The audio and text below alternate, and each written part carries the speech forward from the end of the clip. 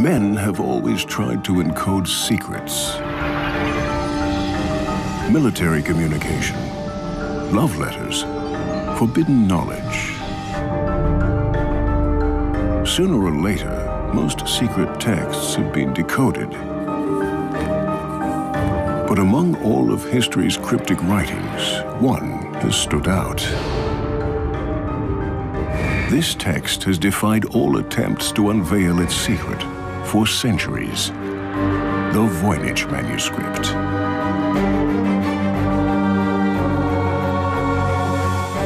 It's the world's most mysterious book, written by an unknown author in an absolutely singular alphabet and illustrated with puzzling images.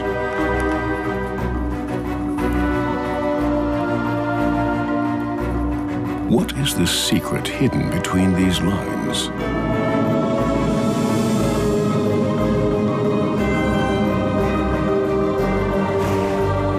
Yet another expert has taken on the challenge. For the first time, the physical materials of the Voynich manuscript will be analyzed. Maybe ink, pigments, and parchment will offer a key to the Voynich enigma.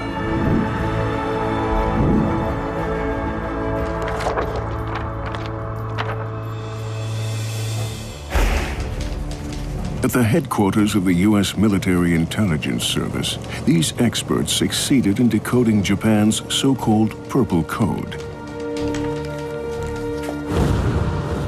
William Friedrich Friedman, the service's director, was one of the world's best cryptographers. For practice between jobs, Friedman and his team decoded historical cryptic texts. One by one, the codes were cracked. But one ancient text stubbornly defied all attempts to decode it: the Voynich Manuscript.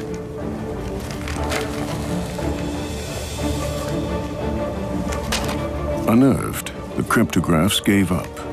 It's the only code they were unable to crack. Questions about the roughly 200-page manuscript with its inexplicable symbols had already been raised for decades.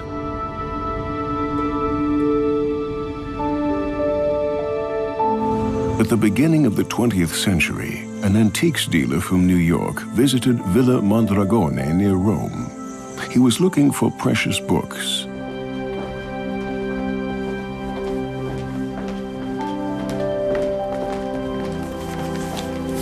The name of the American dealer was Wilfrid Voynich.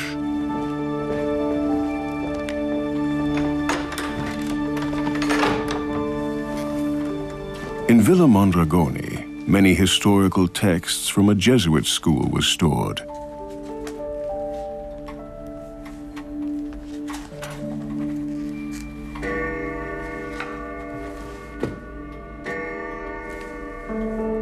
One of the trunks Wilfrid Voynich was allowed to inspect came from the estate of one of the most famous learned men of the 17th century, Athanasius Kircher.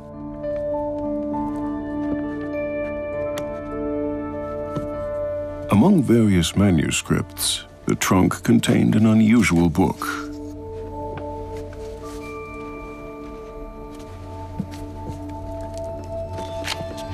Voynich bought the manuscript and tried to decipher it for the rest of his life.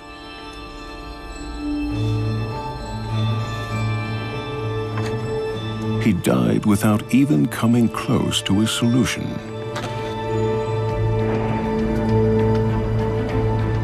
After Voynich's death, the tome ended up at the Voynich Rare Book and Manuscript Library at Yale. This library boasts a wealth of bibliophilic gems, but probably none as famous as the Voynich manuscript. One of the leading experts on the Voynich manuscript is René Zandbergen. He has been working on it for years. Good afternoon. Good afternoon. Can I help? I have come to see the Voynich manuscript. Okay, what you for? I have. When I first saw an image of a page of the Voynich manuscript, I immediately had the feeling, this is something that I can decipher, this is something I can read. But as the years went by, this turned out to be wrong. So I couldn't read it like so many other people before me. Thank you, Library Officer Rosenbaum. How may I help? Stand by, transferring. The precious manuscript is kept in a secure place at the Voynich Library.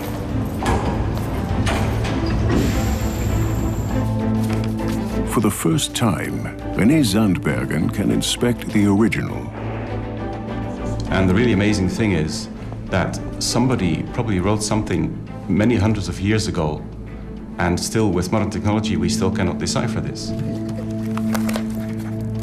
On more than 200 pages of parchment, a universe of 1 million graphic details and some 170,000 characters unfolds. Yes. Could you show a few more pages? In this tangle of text and images, an expert's eye can easily get lost. The astrological pages. And then there were the drawings of the strange nymphs, yes. Yeah. The other interesting thing about the manuscript is it allows for so many different interpretations.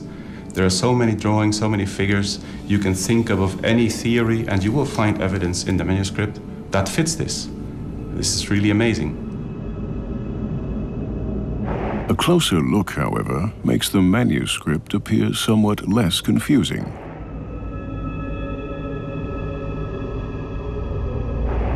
The drawings help to break down the book into separate sections. Restorator Paula Zayat has spent many hours over the manuscript. Now we can't read the text, but we can guess probably what the book is about from the illustrations. So it seems to consist of several sections. I'd say the greater preponderance of text in this book has to do with botanicals, herbals.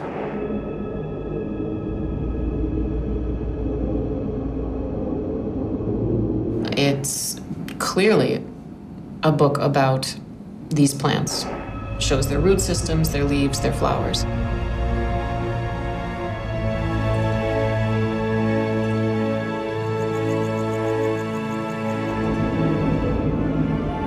Some of the drawings even seem to be inspired by reality.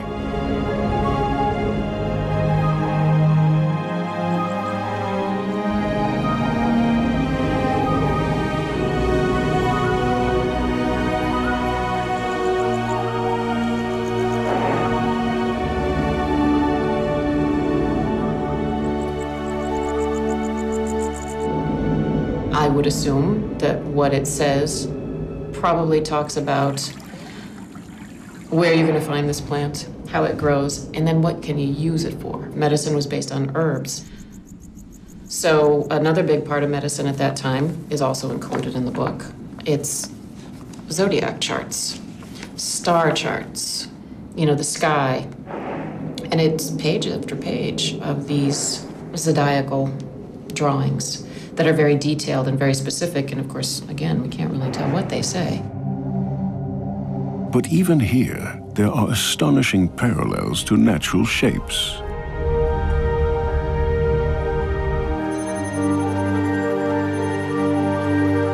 Some of the book's pages also contain optical phenomena. If set into a spinning motion, these illustrations come to life.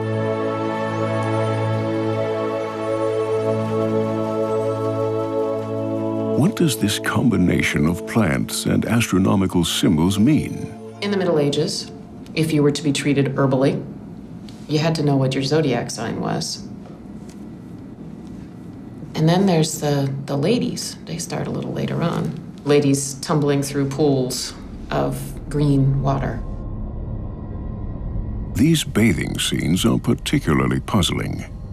Could this be taken as a hint at a collection of recipes for a bathing cure, or even at the secret of the Fountain of Youth? Other illustrations seem to support that view. And then it's followed by this section towards the end. I guess it looks like recipes, where things look as though this is how you need to cut up your herbs that you've just seen on the preceding pages, and this is what you need to cook them in, perhaps, or pound them with. So I don't know. I mean, just to someone who knows nothing at all, it sure looks like an herbal, a medical book.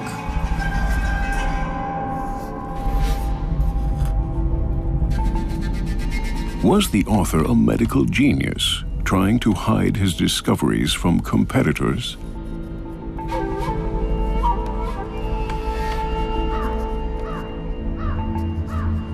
Or from the Holy Inquisition, which would often rigorously root out new knowledge? It was Wilfried Voynich himself who discovered the first track leading to the anonymous author.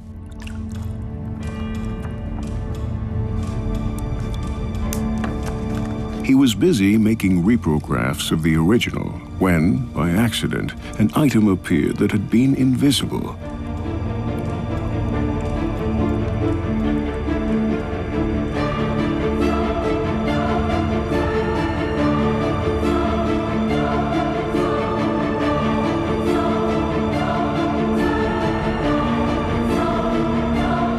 Someone had written something on the first page.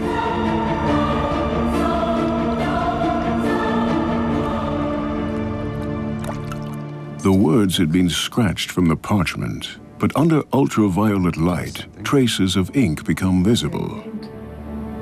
But I can see a T. T starting with tip in it. And something underneath. Jacobus a tip in it. It's fairly clear. Number 19, maybe? Jacobus a Tepenich was a traveling doctor and expert in medical plants in the 17th century. His preparations were famous far and wide. In 1608, he was summoned to Prague by Emperor Rudolf II.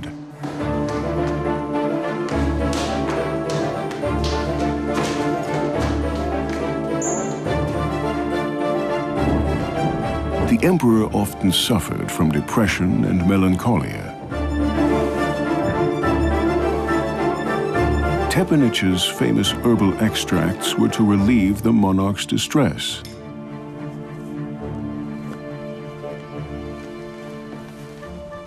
Tepenich experimented with herbs. He grew them, distilled extracts, mixed them with alcohol, and made a fortune.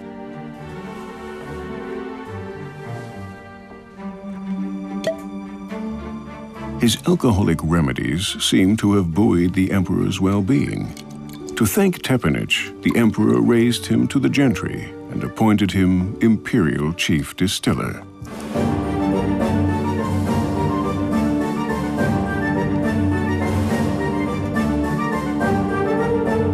But why should a doctor encode his recipes? Groups who were involved in the practice of healing could easily get themselves in trouble with the church and with authorities. Kevin Repp is the curator of the Voynich Library's manuscript collection. Alchemy was very closely related to the growth of science in the early modern period. And yet at the same time, alchemy was considered to be an extremely arcane topic, meaning the information that was recorded in these texts was often considered to be extremely secret. Jacobus a Tepenich. Was he the originator of the world's most mysterious manuscript?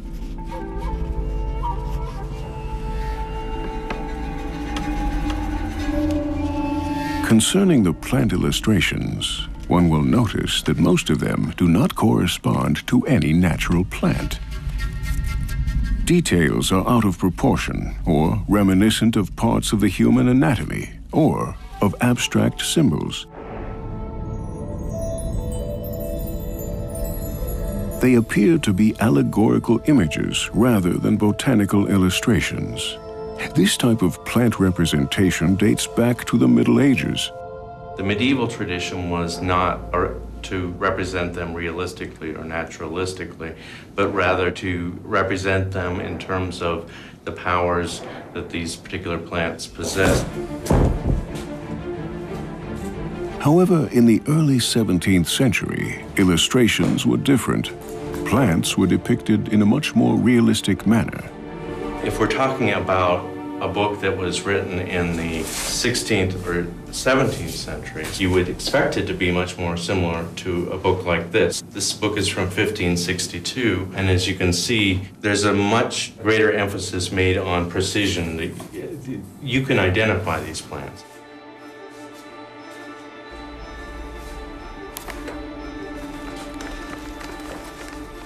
Such aspects of art history were not considered at the time of Voynich.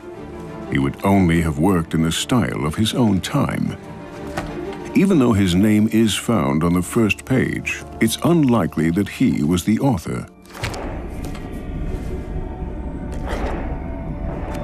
Other books from his estate bear almost identical signatures. Surely at some point, the Voynich manuscript was in his possession.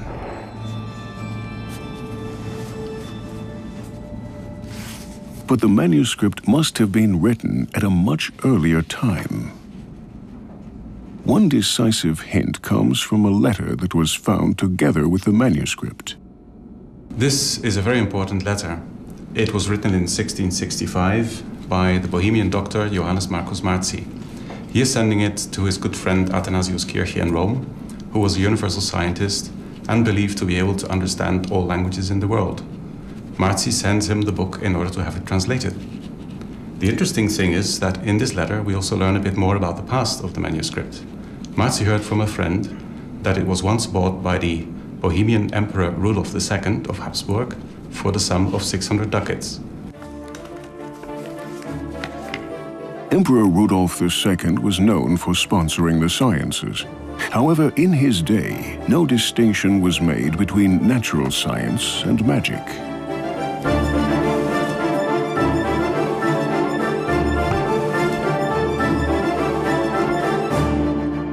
Rudolf had a gigantic collection of occult books and magical instruments and objects.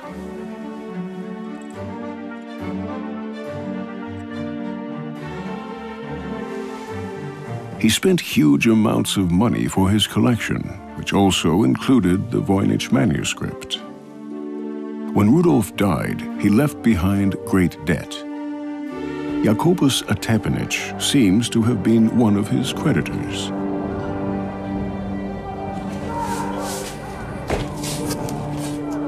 He must have been compensated with objects from the emperor's library.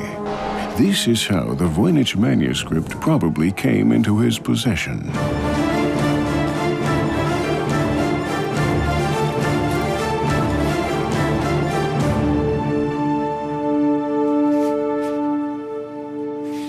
The letter to the universal genius Athanasius Kirche contains another hint at the manuscript's origin. The letter even names the book's author, Roger Bacon.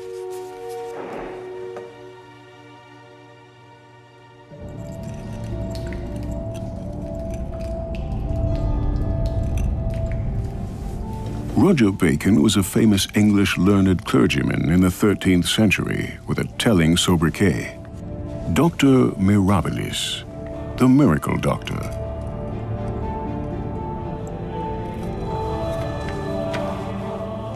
Bacon's insights greatly exceeded the horizon of his contemporaries. His urge for new discoveries frequently got him into conflict with the church. He was imprisoned at various times. As one of the first Europeans, he was interested in optical phenomena. He found an explanation for the rainbow.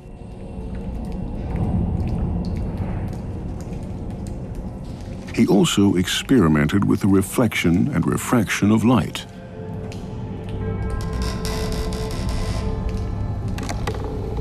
Among other things, Roger Bacon worked with magnifying glasses.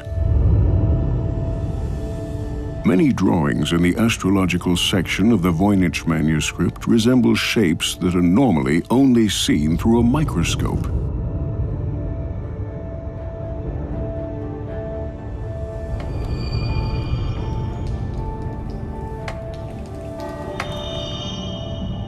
Are these the very first insights into a heretofore hidden world?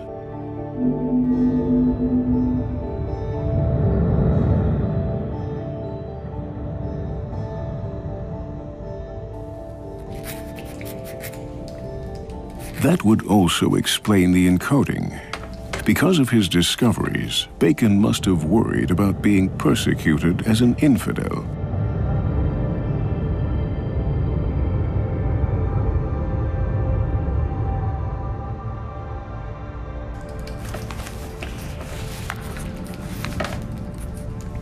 Roger Bacon experimented with lenses to correct visual problems. Were his lenses also capable of stronger magnification? The interesting thing is that Richard Santa Coloma has investigated the optical phenomena contained in the manuscript. At the time of Roger Bacon, the microscopes did not exist that could make the type of detailed observations that are seen in the Voynich manuscript. It wasn't until the early 17th century when Cornelius Drebbel developed a complex, sophisticated twin convex lens microscope where we would be able to see the types of things which seem to be reflected in these images. So do you think this could be a kind of scientific notebook? Well, I did think at first that it may be some type of notebook with actual observations through the microscope and microscopic experiments by Cornelius Drebbel. But over time, I came to believe more that the Voynich was a fantasy document. There were too many fantasy elements. In fact, most of the illustrations appear detached from conditions of reality. Do they reflect a longing for a place of fantasy? A place that 17th century minds imagined somewhere in the deep past? Well, at the time that Cornelius Drebbel was in London, there was a tremendous interest in the idea of the ancient book of mysterious knowledge. If anyone were to create such a book as the Voynich, they would have ended up with a very valuable document that would have garnered them great prestige and possibly been able to sell for a great deal of money. So perhaps the Voynich manuscript is a purely decorative object, a perfectly created illustration of a mysterious ancient book. Even today, looking through a microscope can open up new perspectives. Paula Zayats is surprised by the perfect technical execution of the illustrations and text characters. And not only that. The surface of the parchment is very smooth and undisturbed. I don't see any abrasion. I don't even see any corrections. In other words, 200 pages of text have been written without the slightest error, an almost superhuman feat. This raises a suspicion. There's only one source of information about the discovery of the manuscript, Wilfrid Voynich himself. Perhaps this successful dealer in antique books could not resist the temptation of creating such a singular, extremely precious book by his own hand. Several people have suspected that Voynich could have been a fraud. Very wide page. It's all the different signs of the zodiac. Meanwhile, modern materials science has the tools to find out. Microscopy expert Joseph Barabi will investigate the manuscript. He and his team have exposed numerous forgeries. To determine whether an old manuscript is genuine or a much later forgery, what would you be looking for? Which are the indications that would help you? Well, the first thing we would do is look at it and see if any of the working methods are inappropriate for the time period. But mostly we would be looking at the materials. So let's look for a page with some good pigments. Okay. We have many choices here. They're all looking pretty good. Through the microscope, the manuscript's hidden beauty is revealed.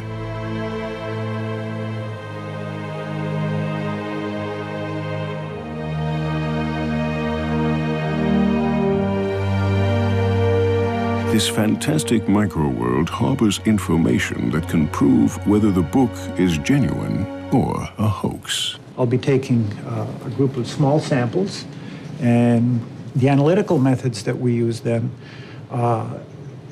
range from light microscopy, which gives us a look at just what it looks like, and we do elemental analysis on the particles.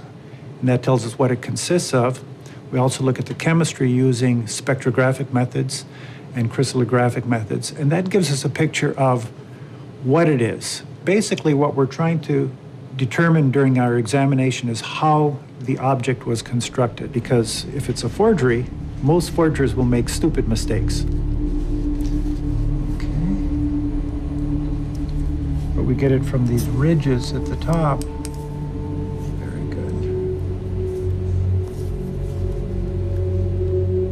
Joseph Barabi samples paint and ink from various portions of the manuscript. That will be a mineral pigment.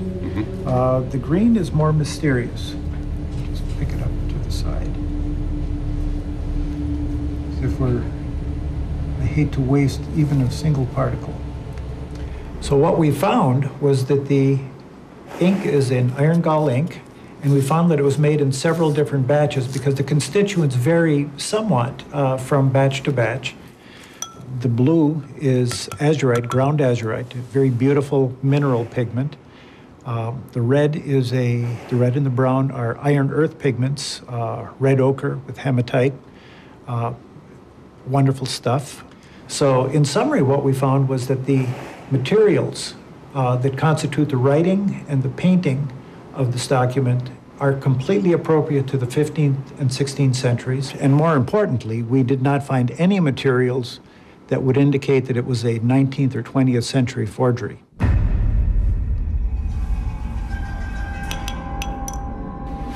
The paints and inks are proof that the Voynich manuscript is authentic. Centuries ago, color pigments were extremely costly. Preparing the colors was a matter of complex knowledge and skill.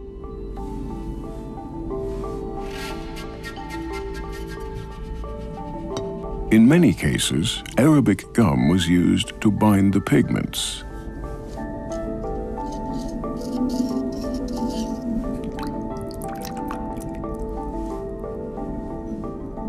Painting with mineral pigments is a technical challenge.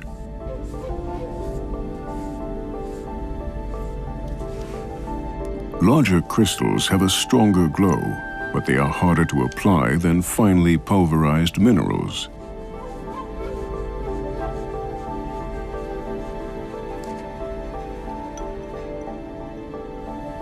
To get bright hues, as in the Voynich manuscript, the colors have to be applied with great care. In this, the artist was certainly skilled.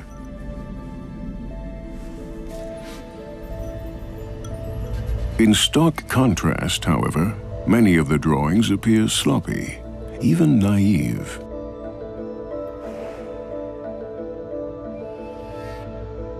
Many figures in the manuscript, such as this little dragon, or the red-cheeked women, seem to be creations of an infant's hand.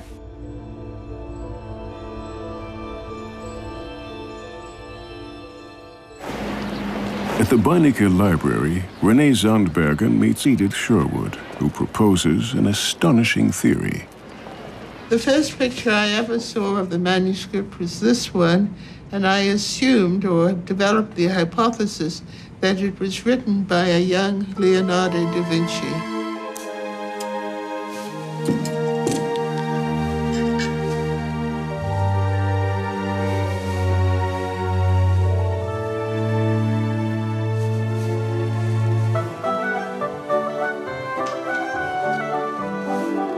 Leonardo was a gifted child growing up in a wealthy family. From his early youth, he must have been practiced in the use of brush and pen. Does the Voynich manuscript contain his first illustrations? If you look at the quality of the drawing and the quality of the drawing and the other pictures, you realize that they are not very sophisticated, and it was probably one of his first books done when he was a child. One page in particular hints at Da Vinci. I saw this astrological picture which shows 15 little nude ladies sitting in tubs, some of them fairly obviously pregnant, and a ram representing the astrological symbol Aries.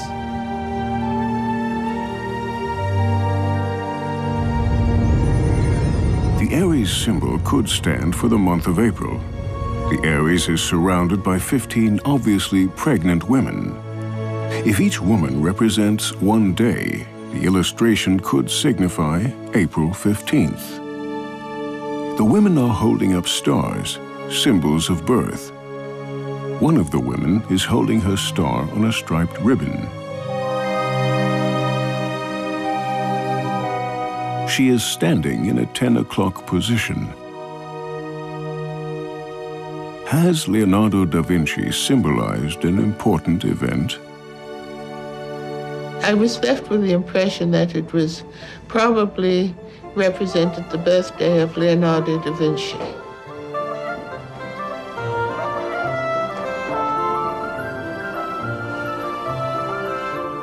Was the Voynich manuscript an early exercise for the coded texts he would later produce?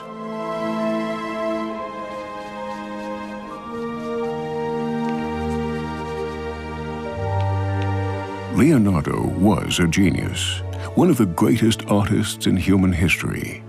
Even at an early age, he was an expert draftsman. The drawings in the Voynich manuscript, however, show no sign of early genius.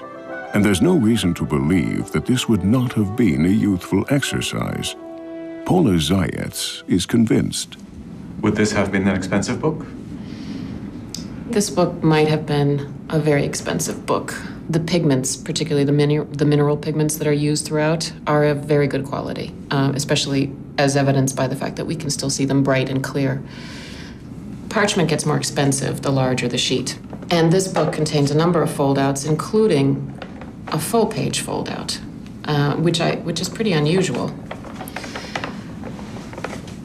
When you start moving into parchment that are this size and larger, it has to be taken from the center of a piece of skin. That alone costs money. So you had to have someone with the means to obtain a fair quantity of good quality parchment, good quality pigments, and the amount of time that it would take to do this, it really could be a couple of years worth of work.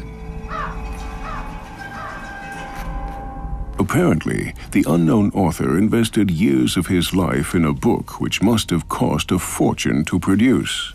The information he put into it must have been of great value. So great, in fact, that it had to be encoded. What ways of encoding did the author have?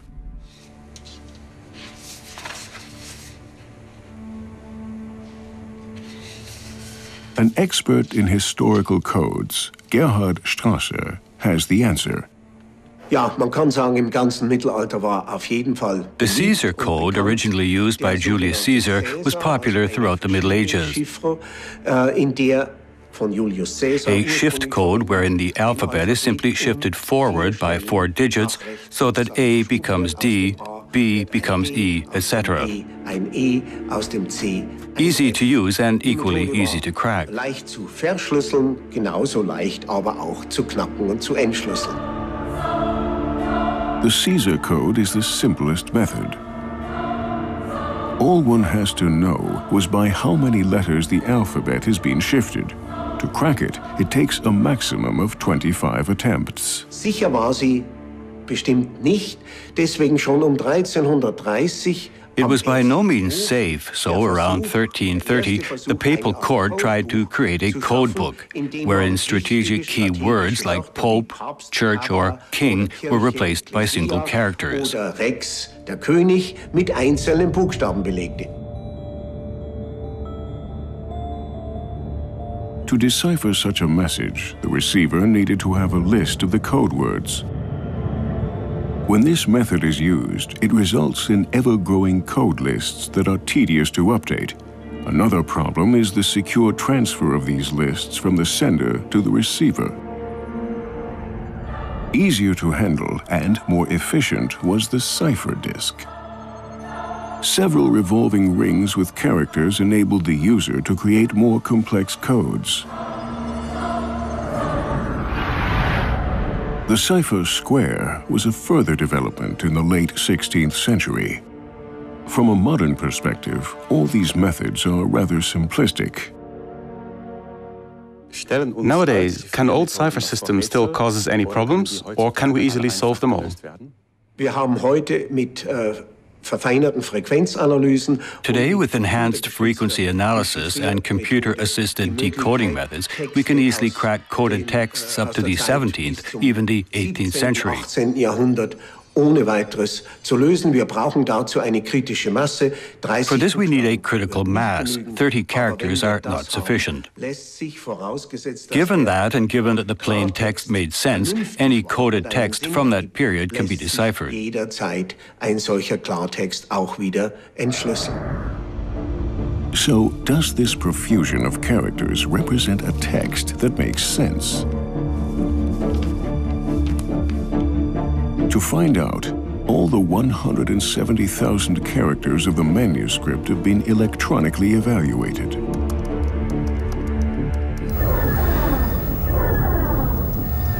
The distribution pattern of each character could then be compared to known patterns of natural languages.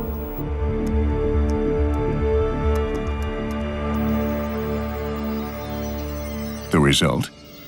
Some characters do occur more often than others, like, for instance, particular vowels in European languages.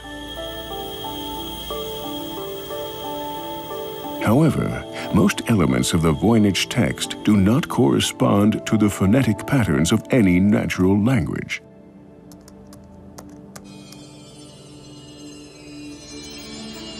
In spite of all the modern technical tools that have been applied, the mysterious manuscript has not yielded its secret.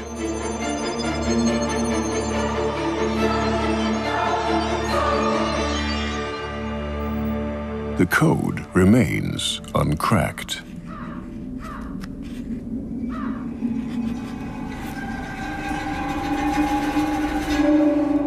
Linguist Gordon Rugg still thinks he is on the right track.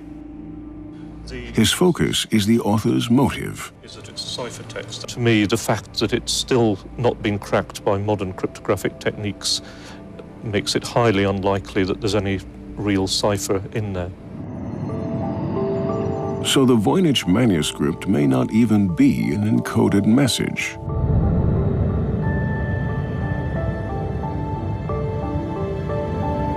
The distribution patterns Gordon Rugg has found point in a different direction.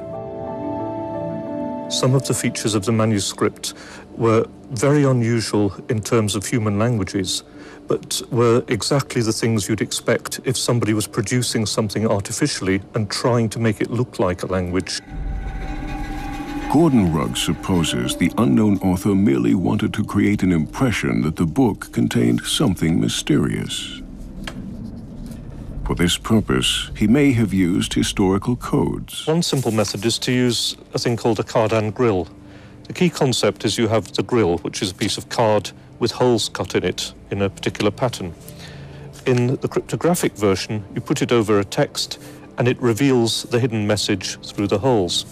But you can also use it to generate meaningless text by putting it over the table, reading out the word which is revealed through the holes, writing it down, moving it across, generating another word, writing that down, moving it across, and so on to the end of the grill, and then repeating the process. So using that method, you could generate text very swiftly and very efficiently, as fast as you could write it down. This would explain why the world's best cryptographs have failed to find a message. But who would produce such a book? The most likely suspect is an Elizabethan adventurer called Edward Kelly. Edward Kelly originally came from England. He was the town scribe of his hometown, but was fired for forging official documents. Allegedly, he had an ear cut off for punishment, a fact he hid for the rest of his life with hairstyles and hats. Kelly left England by the late 16th century and traveled the cities of Europe, pretending to be a learned man. As for why he might have done it, there are several possible explanations. One possible explanation is simply money. The Voynich manuscript was bought by Emperor Rudolf II for a very large amount of money. So if you could produce a manuscript that size quickly and efficiently, you could make a large amount of profit by selling it to Rudolf. Rudolf II had numerous scientists on his payroll, including crackpots, dazzlers, and imposters. Kelly saw his chance and offered his services to the emperor. He was an alchemist who claimed to have been able to produce gold from ordinary materials. Kelly claimed to be able to make gold with the help of his apparatuses.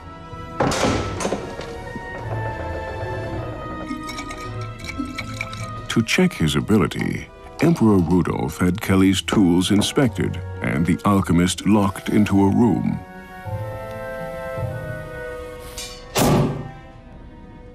Kelly must have known that he was under observation.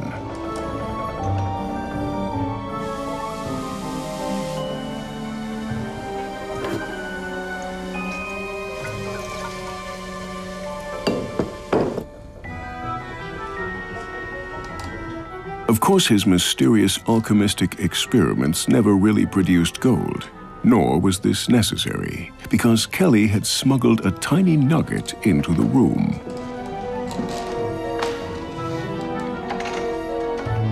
The emperor was obviously impressed. Kelly was hired.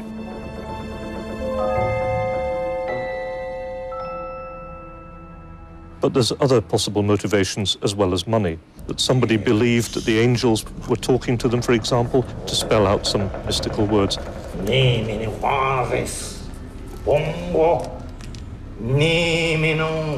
Kelly was experienced with such phenomena. On behalf of another Englishman, the mathematician John Dee, he contacted angels for some time. Of course, Kelly was the only person on Earth who knew the language of the angels, and so he was able to dictate their words to a thrilled John Dee.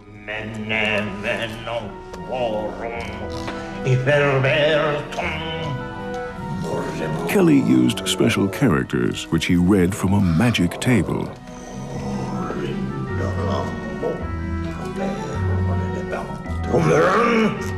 The angelic language, of course, was pure fantasy. Allegedly, their collaboration abruptly ended when the angels told Kelly that he and Dee were to swap wives. In Kelly's case, he had the means, the motive, the opportunity, and the personality to hoax it.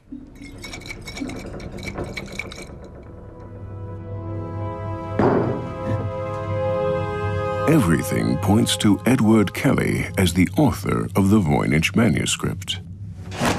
He had previously invented a fantasy language. With Emperor Rudolf II, he had a financially potent as well as gullible buyer of his mysterious writings and formulas.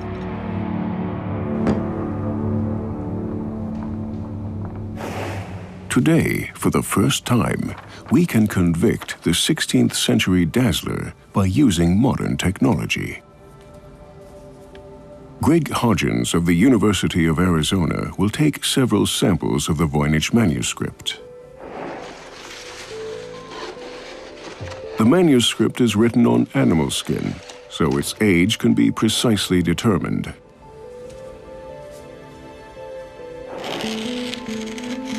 Like any organic material, parchment can be dated by the radiocarbon method.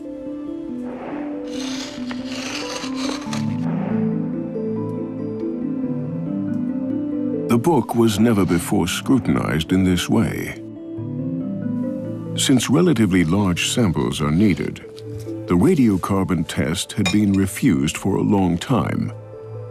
But now, for the first time ever, it is possible to determine exactly how old this mysterious manuscript really is. To ensure accuracy, Greg Hodgins takes 4 samples from 4 different pages. A few weeks later, the lab results arrive, and they bring a big surprise for everyone. So there are the 4 measurements from the 4 samples that we took from the Voynich manuscript. And as you can see, the dates are very tightly clustered together. It gives a picture of it being created in a relatively short period of time. Moreover, because they're so tightly clustered together, means we can treat it as one object that's been dated 4 times, and that increases the precision of the measurement. So the mean of those measurements and a weighted average gives this result right here.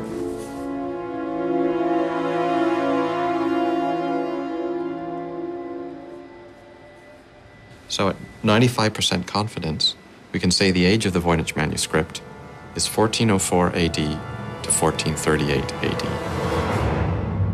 This result is sensational. It overthrows all the previous assumptions about the manuscript's origin.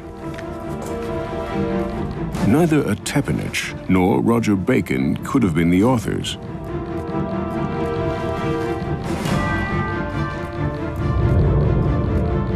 Leonardo da Vinci, too, was born half a century later. Even Edward Kelly now has a sound alibi. He lived 1.5 centuries later.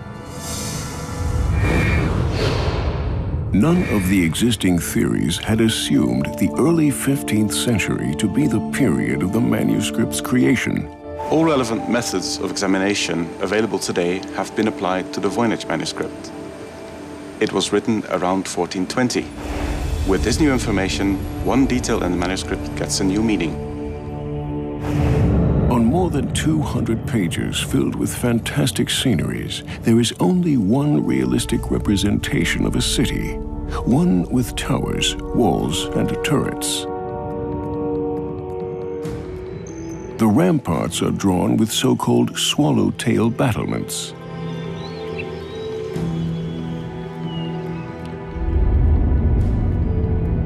In combination with the manuscript's date of origin, these turrets take on a special significance.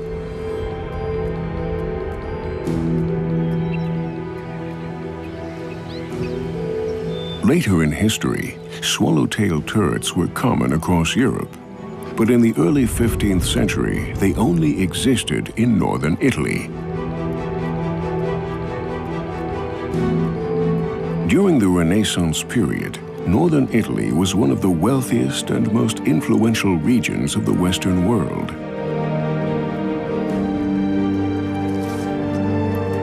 This is the historical background of the manuscript's creation.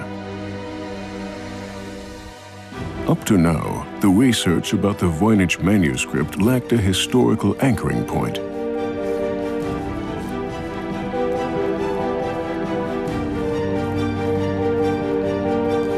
No one knew in which period or region a search could be started. Now, this has changed. We know where to look.